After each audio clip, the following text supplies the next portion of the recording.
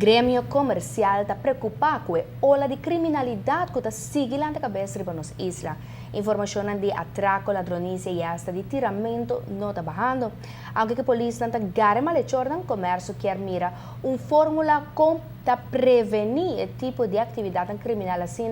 que para não tomar lugar mês. A Associação de Comerciantes está ATIA a chama uma reunião com o Ministro de Justiça que derriba o top de corpo policial para contestar perguntas e inquietudes na diretiva. De forma aqui a suministrar informação atualizada sobre o progresso da luta contra a criminalidade e cultura comércio, também por aportar com o quadro de medidas de prevenção.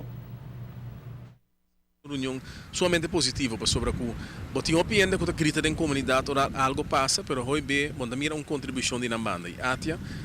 em contrário na lo que botar mira hoje biaha tá a bini dilante que com uma postura positiva caminha com nanta três para dilante com nanta mira certa conta passa e anche dialogar com o governo para assim é mira que na lopa duna na contribuição para tu na qual que influenciar o processo para tu uma contribuição positiva. O que nós explica nanta é claro, cifra que nós tem o que trata de desenvolvimento para crime no país e também nós sabemos que é possível solucionar. Botin é crime que está vindo de para fora, isso é importante, mas também sei que é crime que bota combater com arma, pero ora que se trata de crime de momento no país, arma, de mais importante, claro, é educação e formação de gente. E nós estamos tratando agora de duas fronteiras, a fronteira de combater crime, prevenção e combatimento de crime no momento que estamos no lugar, mas também nós estamos tratando de aspecto de chegar na jovem, não é da opinião, que está tem problema, jovem que nós mira, que está viva de condições, a focar fora de escola, etc., que também forma risco para a segurança do país no futuro, para nós começar a atuar na cabe. Nós temos plataforma na mesa, caminhando com o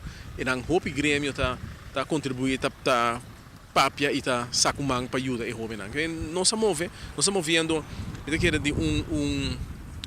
postura reativa, caminhando com a pessoa que nós estamos tratando de uma forma ampla, preventiva, e logicamente, no momento que um crime vai